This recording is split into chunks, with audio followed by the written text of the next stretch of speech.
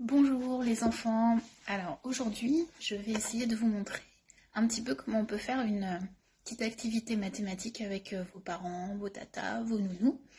Donc je vous ai demandé en fait d'aller regarder l'histoire des 3 petits chats sur internet et nous après on va faire des petits jeux mathématiques avec ces 3 petits chats.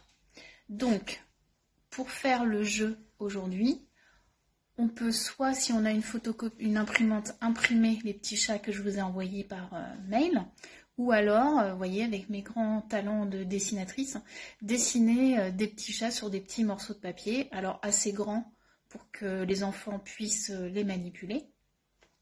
Et puis, on va en dessiner 6. Ensuite, on va avoir besoin de petites boîtes, comme ça. Donc là, c'est des petits récipients type Tupperware. On peut aussi utiliser des boîtes à camembert. On peut utiliser des barquettes à congeler, par exemple.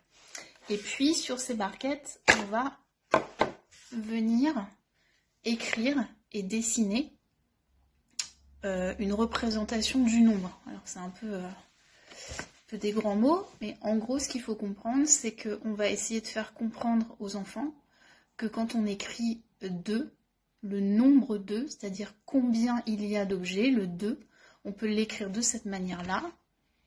Et derrière ce signe qui ne représente pas grand-chose, on montre aux enfants, grâce aux constellations du dé, qu'il y a 2 choses. Il y a 2 choses dans cette quantité-là. Il y a 2 points.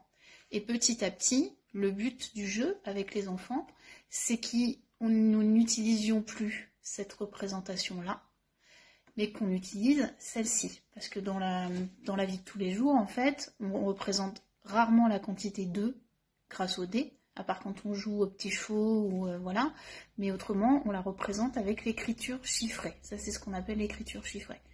Donc petit à petit, en fait, l'enfant va assimiler ce 2-là qui lui parle plus, parce qu'il voit qu'il y a 2 petits points. Donc évidemment, ça lui parle plus que cette écriture qui ne représente pas grand-chose, qui ne représente pas 2, il n'y a pas 2 petits bâtons sur cette écriture, ou quelque chose qui pourrait nous aider à comprendre qu'il y a 2 objets qui se cachent derrière cette écriture.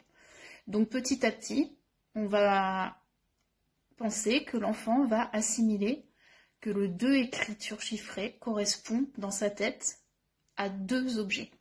Donc là, j'ai proposé 3 boîtes, donc une boîte avec le 2, une boîte avec le 3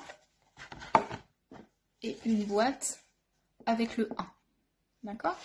Et j'ai mis du Blu Tack derrière pour que ça tienne. Ça peut être un petit bout de scotch, ce que vous voulez, une pince à linge, ce que vous voulez.